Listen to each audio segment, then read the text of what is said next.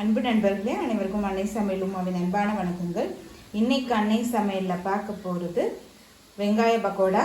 ரொம்ப சுலபமான ஈவினிங் ஸ்நாக்ஸுங்க. வாங்க வெங்காய பக்கோடா எப்படி செய்கிறதுன்னு பார்க்கலாம். நீளமான நறுக்குன்னு 2 பெரிய வெங்காயத்தை சேர்த்துக்கலாம். அதில் மெல்லிசாக நறுக்கிக்கோங்க. பொடியாக நறுக்குன்னு 1 பச்சை மிளகாய், பொடியாக நறுக்குன இஞ்சி, 1 டீஸ்பூன் சோம்பு, 1/4 டீஸ்பூன் மஞ்சள் தூள், 1 டீஸ்பூன் மிளகாய் தூள்,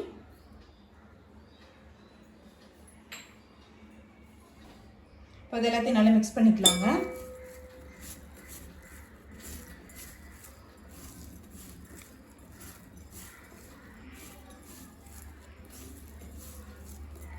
வெங்காயத்தை பாருங்க, இது மாதிரி நல்லா மெல்லிசாக நறுக்கிக்கோங்க.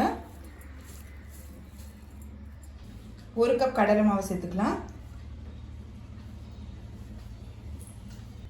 1/4 கப் அரிசி மாவு, கொஞ்சம் பெருங்காயம். இப்போ இதையும் சேர்த்து நல்லா மிக்ஸ் பண்ணிக்கலாங்க.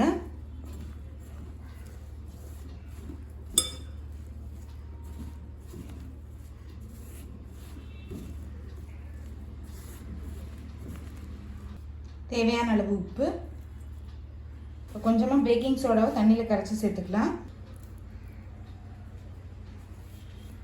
கொஞ்சம் கருவேப்பிலை, கொத்தமல்லி, சூடான எண்ணெய் 1 டேபிள் ஸ்பூன். இப்போ இது எல்லாத்தையும் நல்லா மிக்ஸ் பண்ணிக்கலாங்க. தேவைப்பட்டுச்சுன்னா நம்ம கொஞ்சமாக தண்ணி சேர்த்துக்கிட்டா போதும்.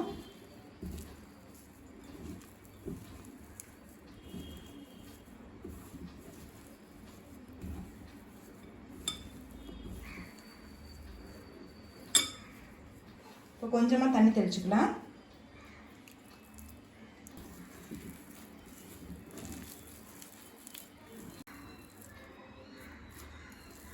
இப்போ எல்லாத்தையும் நல்லா மிக்ஸ் பண்ணியாச்சுங்க. நம்ம பக்கோடா போட ஆரம்பிச்சிடலாம்.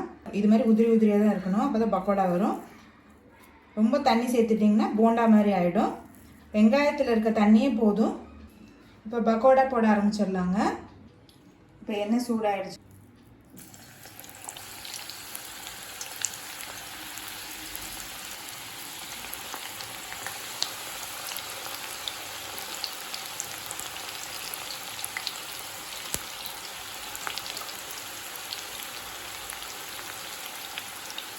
ஸ்டவ்வை மீடியம் ஃப்ளேமில் வச்சுக்கோங்க.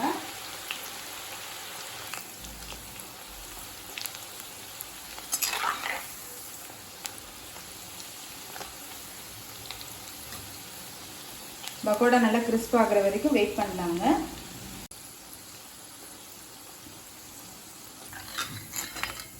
இப்போ பக்கோடா பாருங்கள், நல்லாவே கலர் மாறிடுச்சுங்க.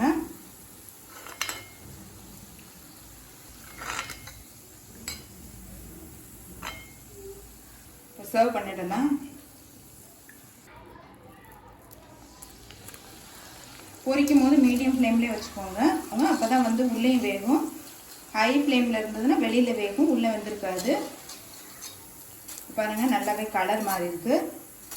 ஆனியன் பக்கோடா ரெடி ஆகிடுச்சுங்க. சர்வ் பண்ணிடலாம். இப்போ சுவையான வெங்காய பக்கோடா ரெடி ஆகிடுச்சு. ரெசிபியை ட்ரை பண்ணி பாருங்கள், கண்டிப்பாக உங்களுக்கே பிடிக்கும். ரெசிபி பிடிச்சிருந்ததுன்னா வீடியோவை லைக் பண்ணுங்கள், கமெண்ட் பண்ணுங்கள், ஷேர் பண்ணுங்கள். இது வரைக்கும் அன்னை சமையல் சேனலை சப்ஸ்கிரைப் பண்ணலன்னா சப்ஸ்கிரைப் பண்ணுங்கள். தேங்க்யூ.